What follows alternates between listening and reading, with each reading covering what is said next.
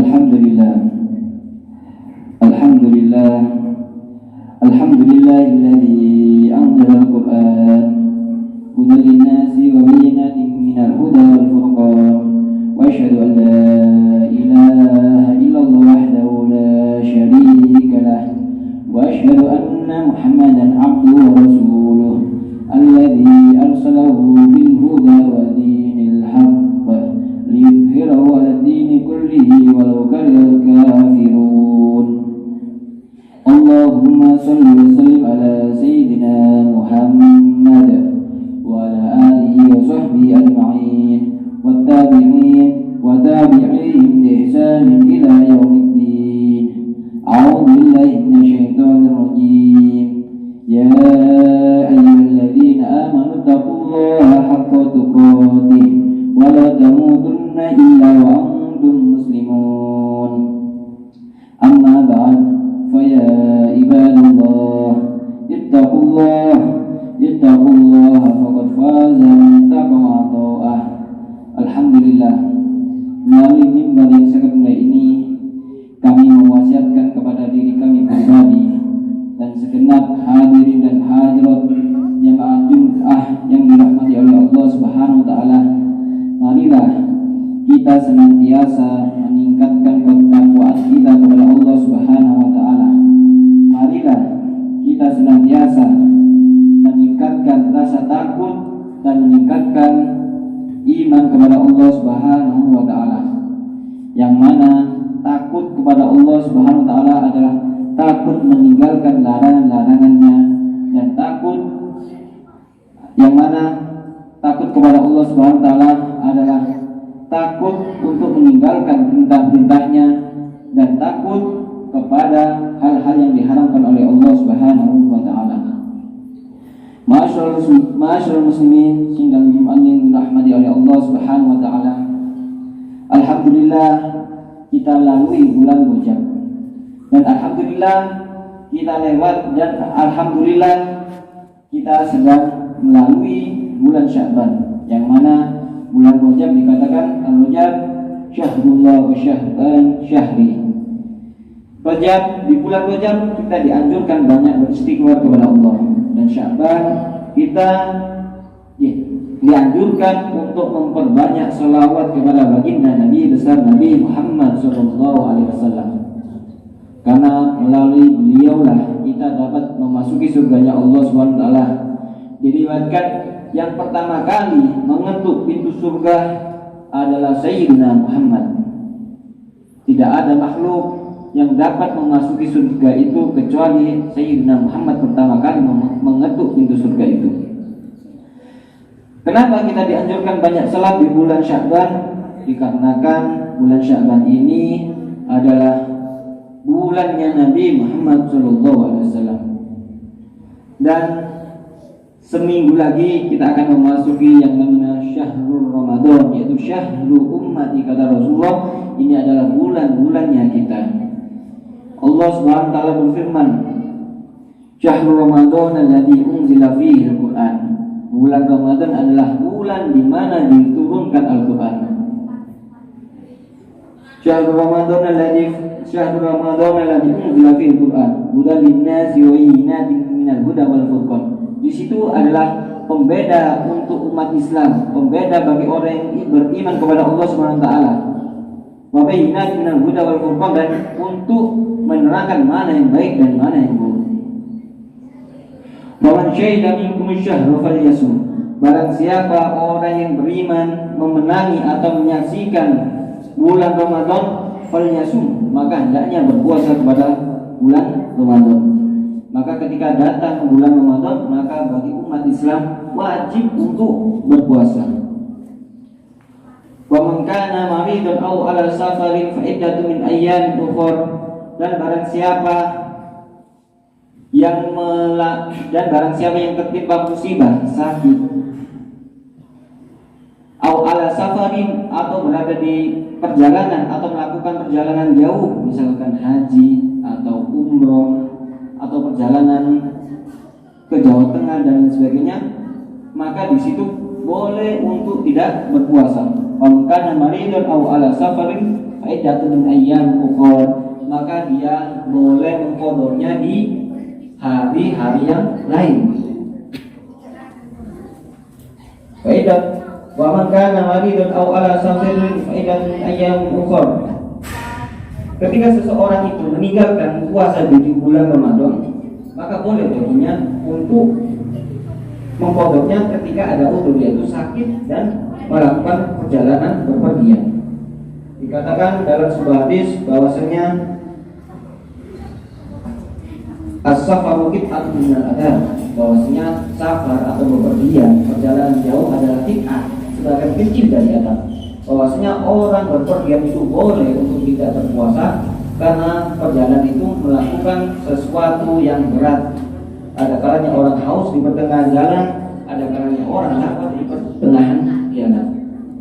Kata Rasulullah SAW juga bersabda, salatun la turaddu da'watuhum. Salatun, tiga, la turaddu da'watuhum, tiga orang yang tidak akan ditolak doanya. Yaitu yang pertama, al-imamun adil, yaitu pemimpin yang adil. Al-imamun adil mencakup beberapa bagian. Pertama, al-imam, seorang suami, yaitu imam terhadap keluarganya. Itu bisa disebut adalah pemimpin, yaitu memimpin keluarganya, yaitu seorang ayah. Dan derajat lebih tinggi lagi yaitu RT, RW, kepala desa dan sebagainya hingga presiden, itu disebut al-imam. Ketika seorang pemimpin, entah itu memimpin keluarganya, entah memimpin desa, entah memimpin kota atau negara, jika dia dapat adil terhadap orang yang dia pimpin, maka doa orang itu tidak akan tertolak. Dan yang kedua yaitu adalah as-shaimu hatta yuftir, yaitu orang yang berpuasa sampai dia berbuka. Bagi orang yang berpuasa, maka ini adalah kesempatan bagi orang yang berpuasa untuk memanjatkan doanya, untuk melantunkan doanya, karena doa orang yang berpuasa adalah tak akan tertolak dan akan diijabai oleh Allah Subhanahu wa taala. Disebutkan di hadis yang lain bahwasanya ketika orang itu meminta kepada Allah, innallaha hayyun karim yastahi an 'abdihi idza rafa'a yadayhi lam yada' fihi ma khairan. Sesungguhnya Allah Subhanahu wa taala Maha mulia, Maha hidup. Allah akan malu terhadap hambanya yang mengangkat kedua tangannya, yaitu berdoa kepada Allah Subhanahu wa taala, lantas Allah Subhanahu wa taala tidak memberinya kebaikan sedikit pun. Dalam artian yang lain bahwasanya Allah Subhanahu wa taala pasti akan memberi apa yang hambanya minta, entah di dunia maupun di akhirat, entah cepat maupun lambat, entah tahun ini maupun tahun depan.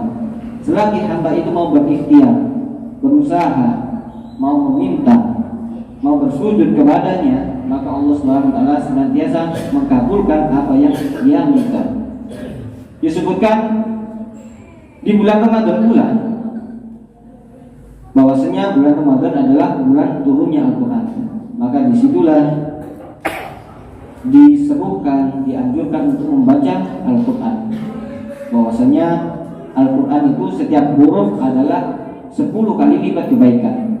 Ketika kita membaca Bismillahirrahmanirrahim, berapa huruf itu? Ada ba, ada sin, ada mim. Di situ bermacam-macam huruf. Ketika kita membacanya dengan menggunakan wudu, maka kita mendapatkan 10 kali lipat. Tapi ketika kita membacanya di bulan Ramadan, maka itu 10 itu akan dilipat gandakan menjadi 700 kali lipat, yaitu 10 kali 700. Betapa banyaknya bagi hamba Allah ketika dia mau meluangkan waktu untuk membaca Al-Quran. Maka tidak heran ketika bulan Ramadan banyak semarak di mana-mana, di musola, di masjid terdengar yaitu bacaan ayat Al-Quran. Dan di bulan itulah bulan yang sangat mulia bagi umat Nabi Muhammad, karena di bulan itu dipermudah bagi umat Nabi Muhammad ini untuk beribadah atau untuk mencari pahala. Kalau di situ banyak orang bersedekah, yaitu ada kalanya malam 21, malam 23 dan lain sebagainya, mereka memberikan makanan ke tetangga, sanak famili, itu akan dilipat gandakan oleh Allah Subhanahu wa taala. Maka ketika kita memasuki bulan Ramadan, mari apa yang kita punya, mari entah itu waktu, entah itu sehat, entah itu nikmat yang lain, mari kita berbagi. Kalau orang itu sehat, gunakan waktu sehat itu sebelum datang sakit. Kalau orang itu memiliki harta lebih, maka tunaikan sedekah sebelum harta itu habis. Karena hakikat yang akan kekal, yang akan menemani seseorang di alam kubur adalah amal ibadah dan amal sedekahnya. Ketika seorang itu telah meninggal, maka dia tidak mampu untuk beribadah, maka sedekah yang dia pernah bersedekah atau sedekah keluarganya yang diperuntukkan untuknya yang telah meninggal untuk mayit, maka itulah akan menjadi cahaya, itulah yang akan menjadi penerang di alam kubur. Disebutkan dalam sebuah riwayat bahwasanya alam kubur adalah alam yang sangat gelap. Bahwasanya kalau seseorang itu kurang amal, maka kuburnya akan sangat gelap. Tapi ketika seseorang itu memperbanyak amalnya, entah ibadah, puasa dan lain sebagainya, maka kuburannya akan terang. Mari jangan sia-siakan bulan Ramadan ini, karena di bulan inilah salah satu-satunya bulan yang dipermudah bagi Allah untuk umat Nabi Muhammad SAW. Ya Allah wa yakum minal faizin wa adkhalana wa yakum fi ibadihi sholihin wa razaqana wa yakum mahabbata sayyidil mursalin. A'udzu billahi minasy syaithanir rajim. Ya ayyuhalladzina amanu udkhulu fis silmi kaffah wa la tattabi'u khutuwati syaitan innahu lakum aduwwun mubin. Barakallahu li wa lakum fil Qur'anil azim wa nafa'ani wa iyyakum bil ayati wa dzikril hakim. Taqabbal minni wa minkum tilawatahu innahu was samiul alim.